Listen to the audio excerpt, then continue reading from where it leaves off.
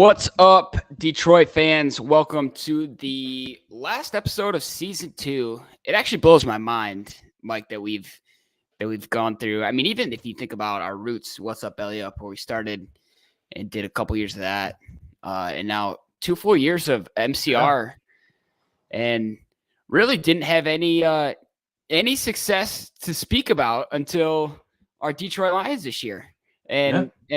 Before we get into the game, we just got to say it was a hell of a season of a lifetime. Honestly, best one we've ever seen. Absolutely. I think it's safe to say, at least in our eyes, we overachieved. So I don't think, the letdown obviously sucked, especially the way it did. We'll talk about, but I'm happy with the season. Now, you said it best. You messaged me today. We're transitioning from Dan Campbell season to Brad Holmes season. So. That's right. That's a part of it that makes me feel a little better. It's like, it's depressing that the season's over and we're not part of the Super Bowl, but we also now just get to pop the popcorn, sit back and watch Brad Holmes do his thing, which is going to be fun. Yes. But yeah, we did take an extra week off, kind of, dwell on it, or not dwell on it, kind of go over things. So yeah, we didn't want to be too, we want to be, we're realists after all, so we didn't want to be too emotional about it. Here we are now, a week and a half removed, actually just 4 days away from the Super Bowl. And yeah, we're going to wrap the season up. So, we'll just kick it right off with, what your overall thoughts were. I'll start actually, because this was almost exactly like the Rams game to me. The Rams just didn't finish it off, but we played one half and it wasn't, I'm not going to sugarcoat it. It wasn't a championship performance, 60 minutes wise. So, it was fun. The first half was fun. And I'm not even going to say like I went into halftime like not feeling safe, because I have that same old Lions out of my head. It's not even a thought anymore. Yeah. So I honestly wasn't worried, and then things just kind of started falling apart in the second half. Yeah. It's obviously, like I said, we're over a week removed, but I had a buddy text me a little before half.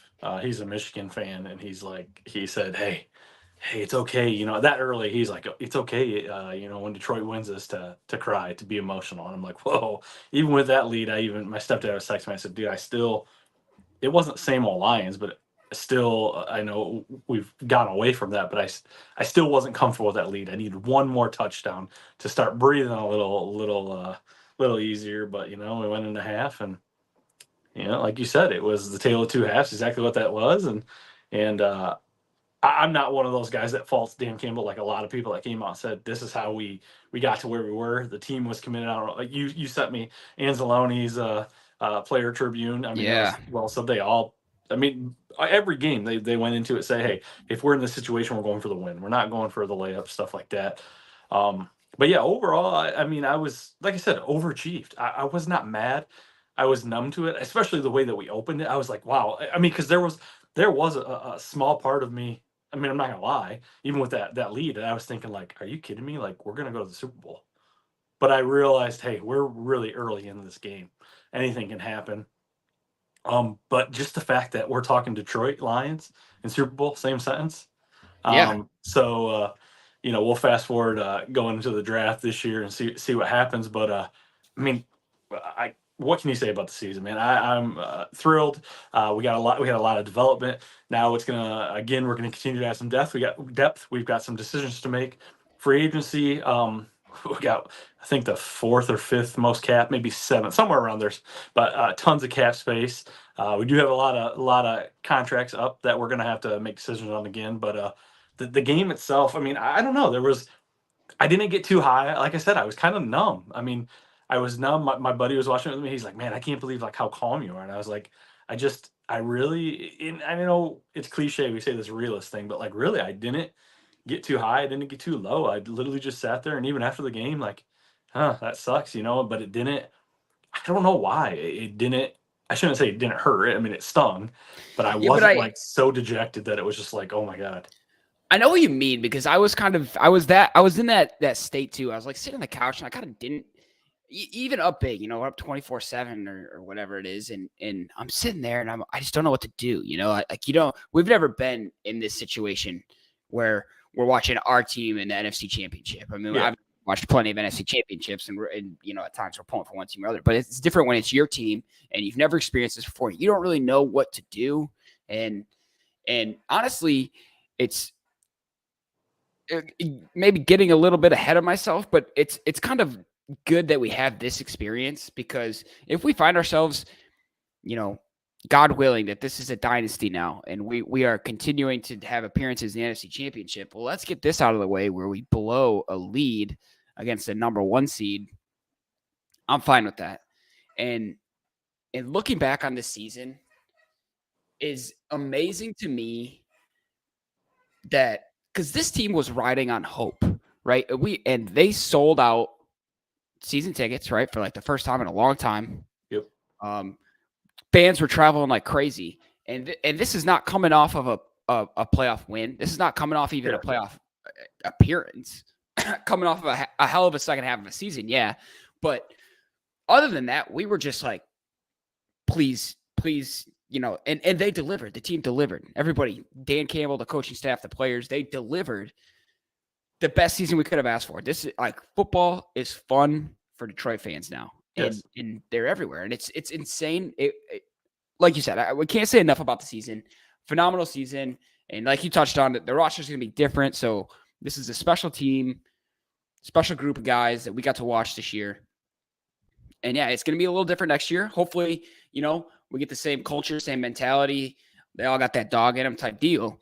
And it's same mindset, but that doesn't change the fact that it's going to be different guys, and we'll see how that shapes out over the offseason. But yeah, we're so, like you said, we're so far away from the game that I wrote all these things down that happened in the second half. And I don't even I'll just say them because I wrote them down, but we don't need to touch on it. But like the big one was the catch off Vildor's mask. Ayuk, phenomenal athletic play. Yep. And that kind of started. But we failed fourth down twice. Gibbs fumbled, obviously, on the first play of a drive that we were trying to answer back. We forgot how to tackle all of a sudden. Christian McCaffrey and Brock Purdy. The punt touchback, which I think not a lot of people remember probably, but we should have downed that punt on the 1 or 2 yard line. And yeah, we walked to the end zone with it. And then, Jay Ray dropping those passes, which killed us. I think the biggest thing that you mentioned it, but it was just kind of brief, and I know we're not I don't know why, but the Brock Purdy, the long run is what really, that's when it hit me the most, and that's when I was just like, okay, this is. Okay. Yeah, when you see that, you're like, this is not even what is supposed to be beating us, and you're like, maybe we're not a championship team, and that's okay. I mean, again, I don't want to say, oh, hey, it's okay we lost, because you don't want to lose, but the expectations going into the season, granted, early in the season we looked at the schedule, and that schedule was pretty, on paper, it was pretty light, and then some teams developed, did good. Obviously, we lost to Minnesota. Chicago, Green Bay. Going into this season, I think there's obviously going to be way, way more pressure this upcoming season. That's more my concern now, is these guys tasted this, they experienced, that's kind of the expectation. Last year, yeah, we went out and beat Kansas City. Anzalone said it. Hey, most people see that week 1 Kansas City and they're like, oh man, we don't want to play Kansas City. But no, we wanted Kansas City. We beat them. So teams are like, oh, Detroit may be for real. Let's try them out. But next year, it's going to be like, oh man, we want to beat Detroit. Detroit's a team. They're young. They're talented.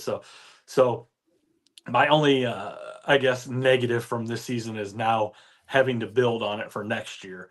Even though it was successful, having a successful run like that, Dan Campbell talked about it. This is professional football. It doesn't matter how good you are. There's not many of those teams. We said, we wrote off Kansas City early in the season. That we said they're done. They're not the same team. And here we are talking about past 6 years in a row AFC Championship. It's just, it's hard to come by. And you say the word dynasty, and that's what's exciting, because this is a young core. We talk about that, but there's going to have to be money to be spent. But you can't not feel comfortable, like you said, transitioning from Campbell to Brad Holmes for what Brad Holmes has done. I think they they ranked this year's draft class, redrafting them. I think the top the top 3 or 4 picks for the Lions were all first round grades at this point, in the year, and everybody, kind of head scratcher. But yeah, enough about this season. We overachieved.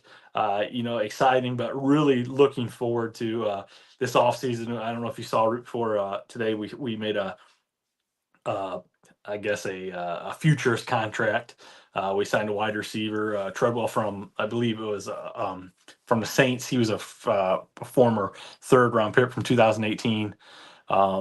He had his ups and downs with the Saints, but tons of opportunity. So basically, here we are.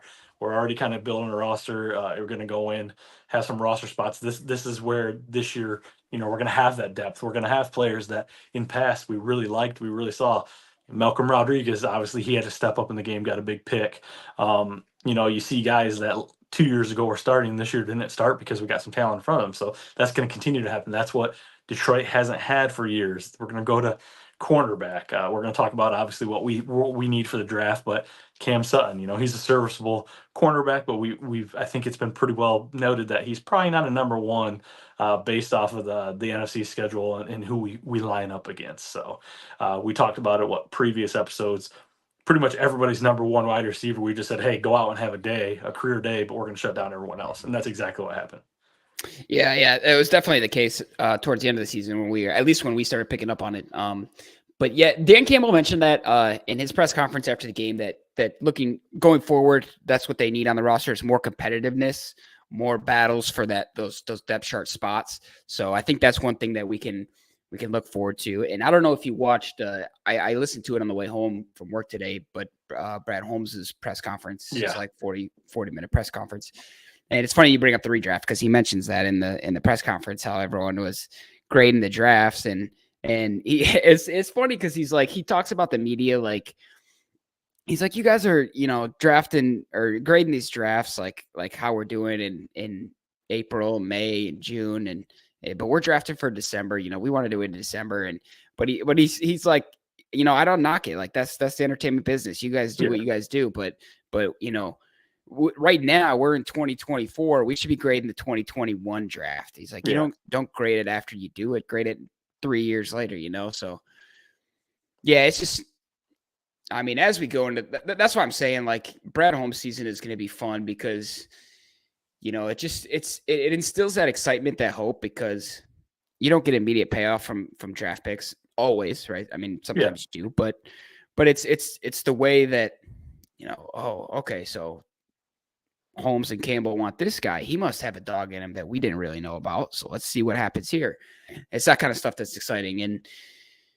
And Campbell said it best. He's like, you start all over. We start all over next season. If you think that you're ahead in any sort of way, you get average so freaking fast. Yep. So, I mean, I think all the heads are in the right place. I think the culture is light years from what it used to be in Detroit, and we're finally getting used to that, I think.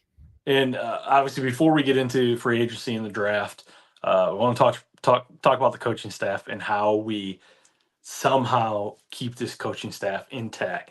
Again, we talked about it in previous shows. We said, what happens if the situation, and I think that's exactly what happened with Johnson. He just said, dude, I want to run it back. I want to be here for this. He knew how close they were. He had the opportunities. Obviously, no matter what outlet you're talking to, Washington, blah, blah, there were some things that came out, but I believe the Ringer posted an article today that pretty much said that Washington disputes everything, saying that whatever the media is saying is absolutely not right at all. And it wasn't like that, and that they have nothing but respect for him, which, who knows what either way, but, are you surprised at all? Were you nervous after the season, really, once things started heating up? Obviously they pretty much said during that game that he was all but taking the Commander's job pretty much after that, after we were done or going to the Super Bowl. They pretty much said that. So was there still surprise that he didn't, or did you think, hey, we lost that, and that's kind of what we kind of mentioned in previous episodes?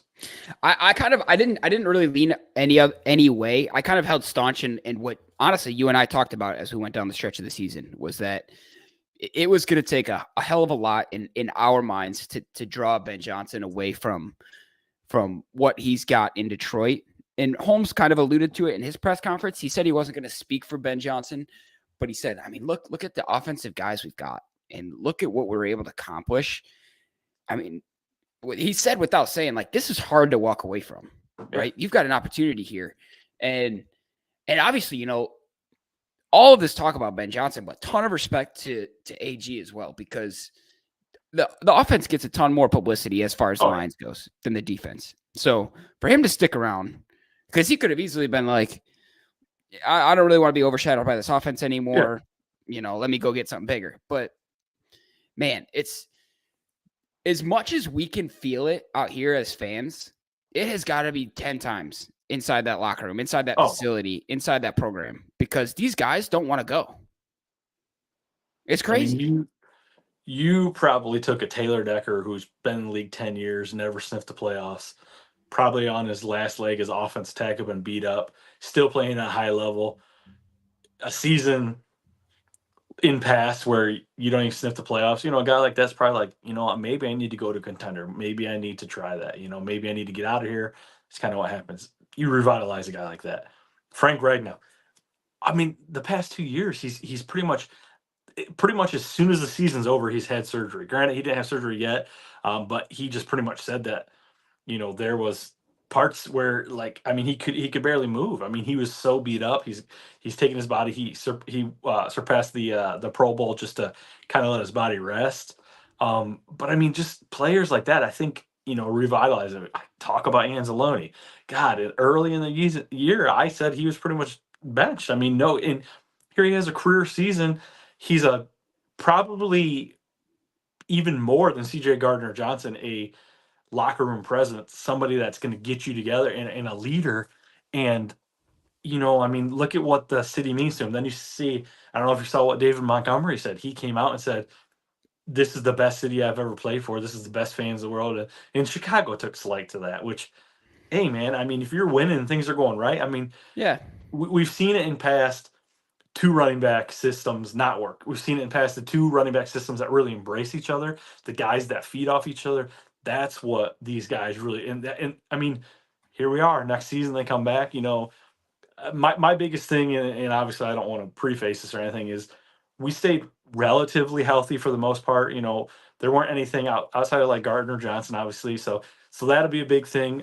That's why you really, again, we want to get some depth. We want to have those second or third starters that you're comfortable with, because Teddy Bridgewater, we don't have to worry about him. Is he a championship caliber quarterback? Probably not, but he's a veteran and he's probably going to make things happen. He retires. Now we're on to Henderson Hooker. We haven't seen him. So many variables. I know we can talk about it, you know, all day. Again, we'll talk about free agency, but overall, I think I'm really, really excited. And I think Detroit, you talked about the culture. Detroit was building this culture, building this kind of destination, because Detroit, it's a cold city. It's not a destination where people just say, oh yeah, I want to go there. But now, you know, people want to play with Dan Campbell. People want to play with this talent, these coaches that are highly renowned. And you mentioned Aaron Glenn. If you're up and down on the guy, that's fine. But since he took over for Aubrey Pleasant last year, that defense has been bad and got better and better and better. And now here we are, you know, making adjustments, and he starts, you know, blitzing the DBs. And I think really that's when the defense really took off, because we forced a lot of turnovers, different things. But I can go on and on about what you talked about with the coaching staff. But that is, I think, more so than probably any free agent. I mean, I think we'll land somebody, but I think more than free agents, I think that coaching staff staying intact is huge. Yeah, it's important what you brought up about the injuries too, because I saw something like that where it's like, yeah, we had, you know, obviously our secondary dealt with some injuries during the season, but on offense we had like almost 95% of our starters played at least 15 of our 17 games. That's crazy. And to expect something like that next season, I think is I mean, obviously we don't want to wish injuries on anyone, but I wouldn't expect that. I would say we need injuries somewhere. That goes to show that, again, coaching staff, somebody we're not even talking about is a strength and conditioning coach. Yeah. Because I know recently they brought in a new one, because in past we've been relatively banged up. These guys, I think we talked about it. We had the debate between turf and grass, you know. Yeah. These guys are always banged up, and that speaks volumes for that coach coming in here and changing things up. And like you said, I mean, the culture, that's the biggest thing. I mean, you get people to buy in. There's really two big free agents that I think we'll touch on specifically. Um, but I don't know, man. I just definitely tons of excitement for next year, but the expectations are extremely high, and that's the only thing that concerns me because Detroit had such a roller coaster of a year in a good sense that we lose a few games. I know how Detroit fans can get. Although, pretty much America saw that. Detroit is probably one of the most embraced teams in the Yeah. United States because basically, if they made the Super Bowl, it was Detroit versus. I mean, it was everybody was on Detroit. Yeah, for sure. And yeah, I mean, it gets tougher next year, right? Like you said, it's first place. So you're playing first place on other divisions, and they know who we are now. So you're gonna get your best every game in, game out. This season was a little weird. I mean, when we just think back on it, like we lost, like you said, we lost to Green Bay and Chicago, but we swept Minnesota, and we kind of thought it would be the other way around. We thought maybe we'd drop one to Minnesota, but we'd take care of Green Bay and Chicago, and then obviously the Dallas game was weird, and even the Kansas City game was kind of weird because without Tony, they probably win that game. And so, it's when you really think about it over the long course of a season, things have to bounce your way for I was literally, we probably caught more bounces this year that took us to where we were. Built. I mean, don't get me wrong. I mean, the bounces go your way, but momentum. I mean, without those bounces, I mean, I'm not saying that everything. I mean, we were a good team, but you win, you start believing. But next season, again, are we gonna, do those bounces go the other way? Do you have to play now? Your season, you're kind of in that mentality. So yeah, there's just so many variables, and again, we can't predict next year. But yeah, you're right, because like 12-5 this year could have easily been. It could have much more easily been 10-7. I was thinking at least definitely 10-7. Yeah, then it could have been. We were closer to 10-7 than we were 14-3. Really, Chicago should have swept us. Yeah, you're right. And Kansas City probably should have beat us, and give us that Dallas. But yeah, even the Chargers game was a shootout. That was a coin flip. Yeah. So obviously, go ahead. I know you were going to say. Well, I just like Brad Holmes promises that it's going to get better. He says to the fans, it's going to get better. So I think, I don't necessarily think that means expect a better record next year, but we could pump out a 12-5 that is like, this was 12-5. This was not possibly 10-7. This was convicted wins, lost games to other teams that are in first place. So you can have a same record but be better. That's all I'm saying. I definitely want to win to the division. I think it's going to be a lot tougher next year now that Jordan Love's playing good football. Chicago, there's a lot of things that are going to go on with Chicago. To me, Fields is young. There's still tons of talent. He has got a good rapport with DJ Moore. It'll be crazy to see what happens. They picked up towards the end of the season. So yeah, so that and obviously Kirk Cousins coming back healthy. They're always good. So I think you definitely want to win to the division, but I think this is a playoff team. So if you get in with a playoff record, it could be even 11 and 11 wins, 10 wins, sniffing it. Get in the playoffs. I think now we're built for the playoffs. We know what to expect, so we just need to get there. Definitely want to win the NFC North for sure. Hang a few more banners, but yeah, looking forward to it. But anything else you want to touch on that before we get into free agency and the draft? No, let's move on. Let's look forward. So the two biggest names, which I'm sure obviously you've been seeing, is Jonah Jackson, C.J. Gardner-Johnson. One day I wake up and I'm one way. My biggest thing is I feel like I was definitely wanted. I thought Jonah Jackson was definitely the guy that we have to sign of the two, no matter what. Like we have to get him. But then I thought, he's the past couple of years has been pretty banged up. We've been pretty good on offensive line. This was probably, even though our offensive line didn't play a whole lot of games, the starters all together, I felt like we had pretty good depth there. And I think in the draft this year, there's some good depth on the offensive line, although I don't necessarily want to have to use picks there. But the more I thought about it is we shored up our secondary. We got C.J. Gardner-Johnson. That was a huge pick. He was playing on the 1-year prove-it deal. Did he prove it? I'm not saying he was bad, but, what did he really show another team to offer him a big contract. Can we get Right. him cheap? Probably not. But I mean, I don't necessarily think he's going to demand or he's going to have the value that he probably thinks. So we'll see there. Obviously, Emmanuel went down with an ACL injury after he came back with it. So basically, shored up that secondary. Now we got a little depth. Tracy Walker was a healthy scratch here and there. So it shows the depth. Obviously, you see the development of the other ones. Obviously, Branch coming back.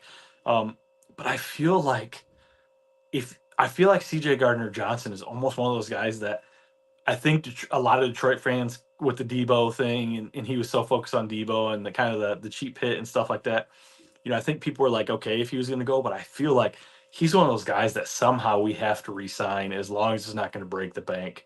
I just feel like that core and that defensive secondary is really, really important. And that's where our depth really has to stay strong because we saw Jerry Jacobs go out. And then, like you said, I don't think he played horrible all season, but there was just on those cornerbacks, we can't have to worry about the safeties. We have to focus on the cornerbacks.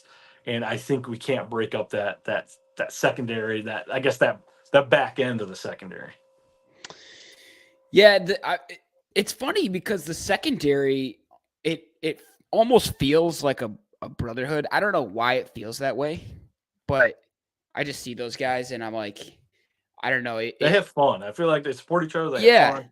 Yeah. It's like so much different from when we had Slay, who was just kind of a name back there, and Okudah, who was like, it never really felt like it always kind of felt like we were throwing them out there and like see how they do. And like whereas these guys feel more cohesive. And I would agree with you on CJ that like he did with the time that he was on the field outside of the injury, he played well. And but like you're right, it's not enough where I don't think anyone, who knows though, it's the NFL, right? I mean, some team might be willing to just throw money at him to get that personality on the team. The thing is I mean, basically he would be in 4 teams in roughly 5 years, something like that. Yeah. Obviously Saints, Eagles, Lions, and if he left, again, I don't know what he could really demand in the market. I mean, he's still a guy. He's still young. He still plays hard. For the most part, he usually tackles well. Obviously, I felt like this San Francisco game was probably the worst thing for him because I don't feel like he played a really good game. I think he was just so committed to trying to disrupt Debo, and that really kind of backfired. Although the first half between Debo and Christian, McCaffrey, I feel like we did well. We kind of shut them down, but the second half, I felt like he was just trying to deliver the knockout blow, and it kind of caught up to him. So it'll be interesting, but I feel like he's the one. But what's your thoughts on Jonah Jackson? Do you feel like he's one of those guys that we need to really focus on? Like I said, we got Glasgow. I think that we talked about it previously. That was a huge steal this past year. We signed him for cheap.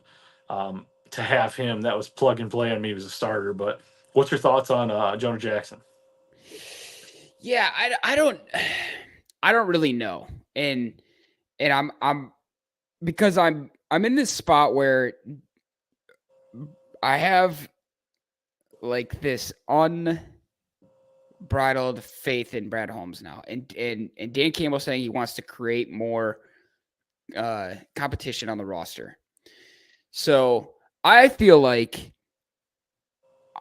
I don't know, it's like the first time in a long time where I don't want to sit here and be like, I want this and I want this and I want this. I just want to see what those guys are going to do. Yeah, sit back, let them cook, let them do what they do. And, if they feel like Jonah Jackson is a piece that they need to keep, then I'm on board, right? But if they're like, I don't know. I don't know. I feel like I'm taking the easy way out, but it's truly like Dan Campbell said that like adding pieces to this roster going forward into next season and beyond, they have to fit the mindset that is already in the group. It is non-negotiable, he said. It doesn't necessarily mean that they're going to be talented, but they're not just going to sheer talent alone. It's got to be an overall culture. Again, I mean, it's got to be somebody that fits that culture. Yeah. So if you find someone out there who's maybe slept on or lower on other guys' boards, that you see has got this dog in him, and he could possibly go pound for pound with Jonah Jackson, then by all means, right? I'm not going to sit here and say, no, we need this guy because he's been here and blah, blah, blah, this and that. Like, that's why I think it's so, like, they have such a tough job on their hands with all of these free agents that we've got this year and making these decisions. Like, it's we look back when Holmes had all of these picks from the Jared Goff trades and the Matt Stafford trade and all that, and he had a big job in front of him. Now it's a little different. He doesn't have all the draft capital, but he's got his free agents that he's got to balance, and they need to bring stuff in because they said they want to improve all areas of the team. I mean, there's just so much work I think that they've got to do, and it's just different work than we're used to seeing within this rebuild. And even you mentioned like offensive line. We love these guys that are on our offensive line as a whole, right? And you've mentioned them, Ragnow, Decker, all the way down the line. They're not going to be there forever. And eventually you're going to have to draft linemen. And it's like, yeah, do we do that now so that they have some time within the – I don't know. Like, this is the part where, like, I would be a terrible GM, you know? I leave this stuff up to you because you're much better at dissecting these rumors and what we should go after and what we shouldn't go after. And so, speaking of obviously free agency and stuff like that, but before we get into that, I was just thinking about this. From this roster, whether it was a rookie, a veteran, second-year player, all the way down, for this past year, this year, who was your biggest surprise? Who that just like maybe came out of nowhere, maybe didn't play up to expectations and passed, that really just came through, that you are like excited to see extend into next season, that you're just hype on this person? I mean, there's a lot of on players the team. Yes, there's a lot of talent on this roster. We've seen a lot of even rookies. So is there are you most excited, like if the season started right now, that you're ready for the second season to see their second act? I think I would have to pick two, I think. And one of them is Anzalone. Okay. I want to see where that guy goes because I was kind of with you. I think I was a little bit higher than you were on him at the beginning of the year, but I was still on that, like, you know, I don't know if this guy's like a starter in the league for linebacker, but I really think like you said, he has a chance to just be the rock on that defense. And I want to see what he does next year, because if he goes next level, the whole defense goes next level, I think. Yeah. And then the second one is Ali McNeil. Because I think he got better as the season went on. He did. Obviously, he was banged up a little bit, but I saw a statistic. It's funny you bring him up because I didn't pick him, but he was right there. Even, with the season that he had the previous year, he was good, but this year was like by far leaps and bounds. And you're talking about, it's funny because we were watching the game and they were showing the players and they showed a picture of him. And my wife's like, "Oh my God, is he like in his like late 30s, 40s, about to retire?" I said, "That dude's like a second-year player." Like, and she's like, "You gotta be shitting me!" Like, yeah. So I was like, "Yeah." Who you got? Who are you looking for? It's funny because I was gonna say him because statistically in the jump and the grades that he had, what was definitely him. But I just feel like for where we are, and I don't think we have a wide receiver issue, but Jameson Williams showed that he's now, and granted, this was, he's missed tons of time. So this is maybe what we're finally seeing, but more than just a straight down the line speed. I mean, they said you got to block if you want playing time. He blocked. He obviously got the deep. I mean, to open that game, I had goosebumps. I just literally thinking about it right now. I just had goosebumps. The way that I knew he was going to get out in space, and I was like, "Oh man, this is going to be break off a big run," and all of a sudden it's a touchdown. I'm like, you got to be kidding me! Like, yeah, he was running so fast he almost fell over his own feet. And I just feel like he was making more possession catches, and I think that he's getting that rapport with Goff. So I'm really excited to see. And he's one of those guys that he's a smaller build. He's one of those Alabama guys that they don't put a lot of meat on him because they definitely got the wheels. But like to see him stay healthy. So I think that has a lot to say with, are we going to retain Josh Reynolds? He didn't have obviously his best game. Are we high on Jamo? Obviously, we're going to have to pay Amra eventually. Khalif. I mean, can we hang on to him for cheaper? I mean, I don't know. we're in a situation where it's a good thing. We've never been in that situation we've mentioned before, that where we've got to start thinking about who we want to retain, like you said, then who we going to try to replace, or what free agents want to come here. So I think J-Mo, and I'm excited to see that report get better and better with Goff. Do you think that we see, since we're on the topic of J-Mo and his light build, do you think we see him gain any muscle mass, or do you think that's not really a focus for him? Just as he becomes more of a pro. I just don't think that's his I don't think, I mean, I'm sure obviously he does the routines and stuff like that, but I don't think they look at it and say, hey, let's put some bulk on you, because really you only look at his legs and they're little toothpicks. Like, that's the only thing. He looks so thin out there. Yeah, like, I mean, but then you got Amra, who's not a big receiver, but I mean, he's toned. He's a muscular guy. Yeah. So I don't he think looks big next to J-Mo. Yeah, I don't think that'll be a thing, but I think he just continues to work on his hands, make them stronger, because he showed some flashes that I think the first 5 games of the season he was on pace to I think he was like tied for the league in drops, and the last 5 games in the season he didn't have a single drop. So a big swing there that shows to his character, because a lot of Lions fans are all on him. Obviously the gambling, the injuries, different things going on. You take a first round flyer on somebody, you don't want to see that happen. So it's good to see that work. But yeah, looking forward to that. Yeah, that should be exciting. I mean, I feel like we go every episode talking about it, but just the dynamic of pairing him with Jahmyr Gibbs and just seeing what they can do, it can take your offense to a whole new level. So yeah, I think that'll be fun to watch. I think it's going to be. I'm interested to see, because if we're being realistic now, we're always talking about Dan Campbell's energy, right, and how much grit he brings to the table, and they're not the same people, but we saw something similar when Mike Vrabel took over as coach. Mm-hmm. And he had the whole thing, where he's like, I'll cut my nuts off to win the Super Bowl, blah, blah, blah, type of deal. And it just kind of over time fizzled as Derrick Henry gets older, and the team's kind of loses its structure a little bit. So I'm going to be interested to see, can Dan Campbell keep up this energy? Maybe not this year. Maybe my eyes not on this year, but you look 2-3 years down the road, like, can he keep it every season? Like, or does it weigh on him? Does it tire him? Does he fizzle out?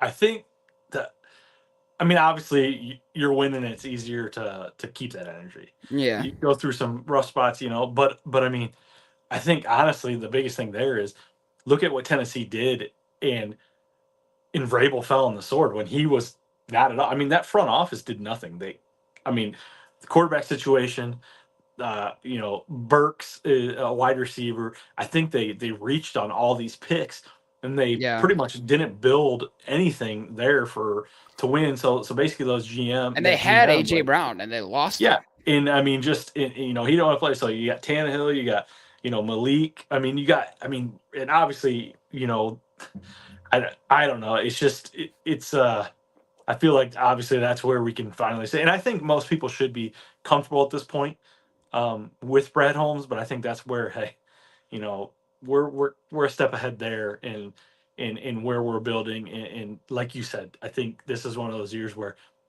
I don't think people are going to sit back and watch that draft and maybe be like, what is he doing? I think they're going to be like, okay, like there's a reason for this. What is it? Yeah, look, I promise you, I'm not going to say a word. I don't care if he drafts. The man could go out there and draft 6 kickers, bro. He could pick 6 kickers, and I'd be like, he knows something we don't know. He knows something we don't know. There's definitely going to have to be some kicker conversation. So, could you imagine if we spent our first pick on a kicker? Yeah. Is there any? I don't know if you've been watching a free agency tracker, or if there's somebody that maybe you would want, or do you want to? I guess let me say this to you.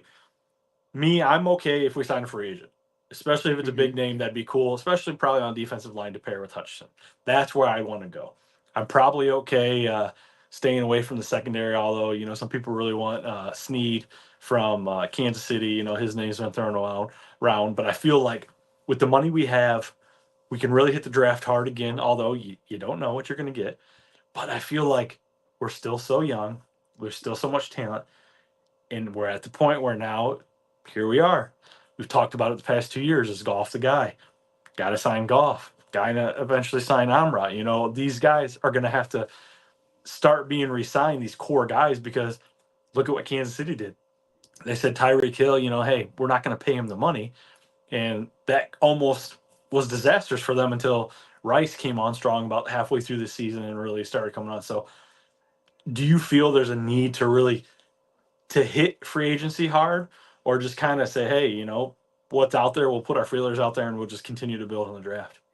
Yeah, I think I wouldn't mind, like you said, I wouldn't mind if we get a big name. What I don't necessarily want is, especially if we're going to keep CJ, I don't want another big personality.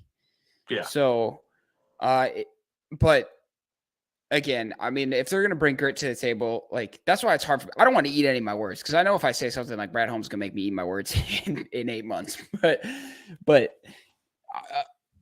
I don't know. I think, yeah, I would like to get somebody that's like a household name on defense. To be honest, I don't want to tinker with the offense too much unless it's something like some wide receiver depth. I've seen like people like all the diehard Lions fans on social media or Instagram, at least, because that's all I have now, is they want DJ Chark back, really? in place of J Ray. Nobody wants Reynolds anymore. Although I think he had his use. Like, he had a bad game, right? There's no denying that. He had a bad game in the NFC Championship, and it cost us some drives. But honestly, he was a good player all season, I thought. Yeah. I mean, the catches he did make were yeah. And some solid depth on wide receiver, where you got J-Mo still learning out of the route tree, and you got Amon-Ra getting doubled quite a bit. He was a good option to have, I thought. But yeah, so I don't know. I'm interested to see what we do in the draft, which the draft is in Detroit, right? I don't even know if we mentioned that. The draft is in Detroit. So spotlight.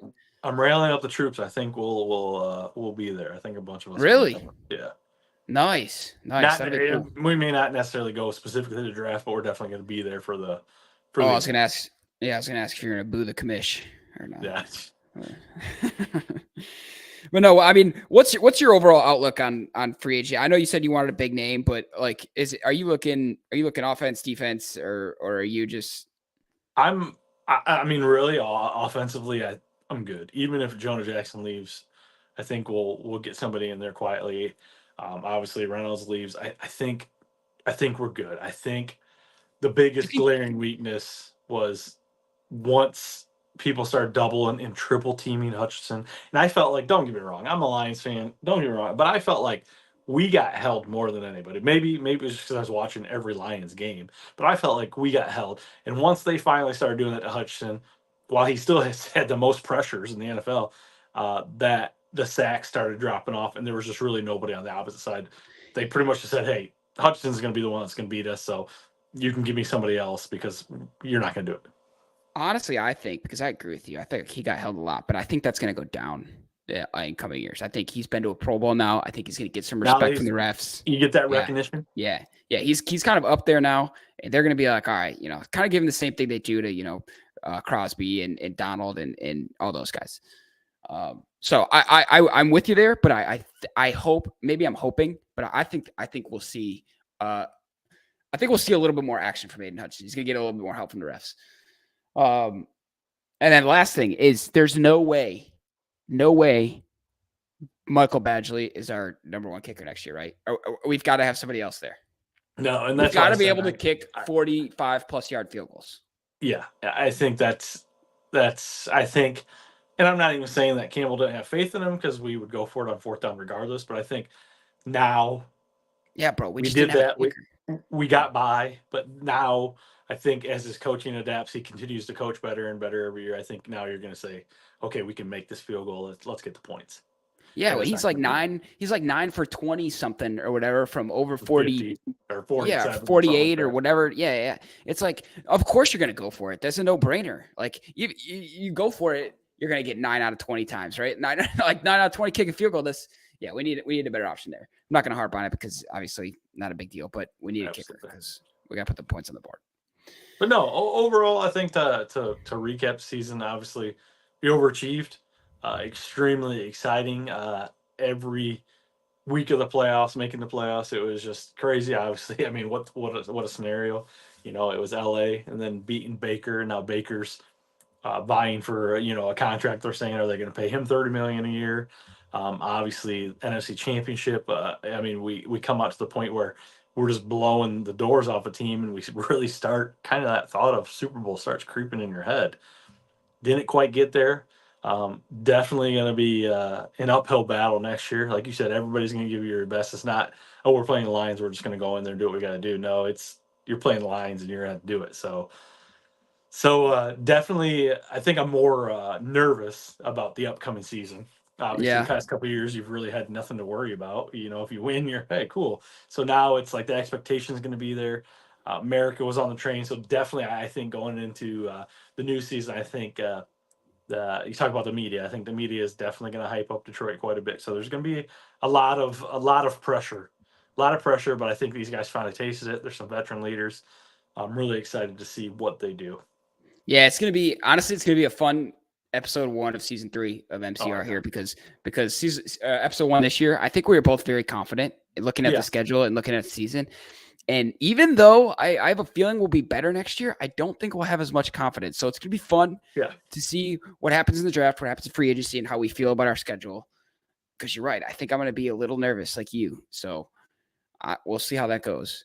But before we finish it out, let's at least talk a little bit Super Bowl. Are you definitely who are you pulling for? I was gonna say, give me the picks. And you know what's crazy is Kansas City opens up as the underdog. So I did bet Kansas City. I think they're like plus like 110. We're talking about a Super Bowl matchup, a rematch, I guess. Yep. I don't know because we beat Kansas City, lost to San Francisco. I don't. This is like the most numb I've been to a Super Bowl. Like I just don't care. Usually, I really want to. Like I wanted the Eagles to win because they didn't. Not this year, obviously, in past because they haven't done anything. Like I always root for kind of the team that hasn't been there. But this year, I'm not saying San Francisco's always been there, but like I just don't care, and I think I'm really. This is crazy to say. Like I think I want Kansas City to win, as crazy as it is. Yeah, I mean, I'm with you. I also don't care. It's funny. I was talking to, of all people, my mom about this, and she was like, she's like, I don't care. She's like, I was talking to your dad, and I was like, if we get any invites to Super Bowl parties, let's go to all of them because I don't care about this game. So let's go to party. I'm not going to watch. There you go. I was like, yeah, you're right. Like this is a Super Bowl party year because I don't care about the game. I don't care. If I had to pick one, I would probably lean Niners, but I don't care. But if I was going to pick a winner, if I was a betting man, I would 100% bet on the Chiefs because State Farm, Taylor Swift, all that money. Yeah, did you see what Campbell said in his exit interview? I guess obviously at the end of the season, they do exit interviews for players and stuff like that. And he asked every player, "Are you going to watch the Super Bowl?" Yeah. And a lot of them were like, didn't think about it. They didn't want to. And he's like, "No, you need to watch the Super Bowl. You need to see it all the way through. You need to." And that's what's crazy is, I think again, culture, the type of person he is.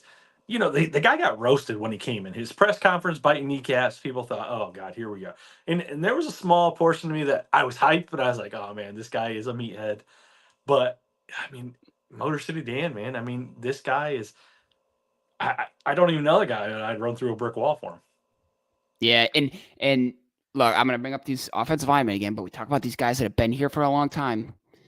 And to them, MCDC coming in here. They're just looking at this like, oh, here's another coach who's going to freaking try and sell us on whatever dream he's got, and it's going to be the same. But they didn't. They bought in. They did it, and here they are. Only 3 years later, on the cusp of the Super Bowl. Yep. Damn near NFC champs. So run it back next year. Obviously, we're not gonna make record predictions because roster's gonna change a lot between now and then. But yeah, so. No, I got Kansas City, so I'm on the Kansas City train. It's hard to believe, but Kansas City in the Super Bowl. And then we'll talk Lions next year. Yeah, you think it's going to be you think it's going to come down to the last play type of thing, or do you think it's like victory formation, or do you think this is a 2-score game? I think I think it'll go into the fourth quarter. Yeah. I definitely think it will be a 1-score game, but I don't necessarily think it'll be like last minute. I think somebody will have the balls. There will be an opportunity to drive, but I think that I think whoever has the lead within like 10 minutes in the fourth is probably going to win it. Yeah. Yeah, type of deal where you're just running out the clock at the end. That's the vibe I get. But yeah, we'll see. We'll see. Big game. 4 days away. Oh yeah. So, but hey, what a season. Yeah, and to send it out with some other Detroit news, just watch the standings. Red Wings are holding on to that last wild card spot right now. They're actually only at 1 point behind a divisional spot, so it's a tight division. And I saw the Pistons made a trade yesterday or today. Or some guys, I can't pronounce his last name. Dude, I don't know who he is. I mean, I just at this point, I don't know what the Pistons are doing anyways. But I mean, the shuffling of people. Killian Hayes wants out. You've only got how many? Yeah, and I said that kind of early in the season. Watch, they're kind of getting some playing time at this point, but whatever. We'll talk. I'm more excited about baseball season, unfortunately, this year than anything. I might get behind it this year. I'm turning into my fiance. She likes baseball, so we've been going to some games. So I might watch some baseball with you, man. I think you go to Tampa Bay games for like $5 or something like that. Yeah, that place is so boring. So boring. But yeah, maybe realist, keep your ears peeled. We might pop out maybe 1 or 2 summer episodes and absolutely surprise you folks. But yeah, other than that, I got nothing else. This is a good wrap up to the season, a little longer than normal. Thanks y'all for sticking with us for another season. We said this off air, but when we talk to you next, I'll be in my 30s. Mike will be in his 40s. We're entering new decades over here. Absolutely. So, yeah, keep it real. For those of you joining the live, throw up comments. We appreciate it. And as always, if you want to hop in the live, we're on YouTube, Facebook, and they call it X now. I'm not on that platform, but our show is. And if you comment, we'll throw it up here, and we'll talk about you. And so that's cool. And yeah, for those of you listening on the podcast, we appreciate you as well. You find us Apple Podcasts, Spotify, wherever you get your podcasts. Mike, any last words? Nope. Next season, different scenario, but looking forward to it. So yeah, happy Brad Holmes season, everybody. There you go. And enjoy your summer.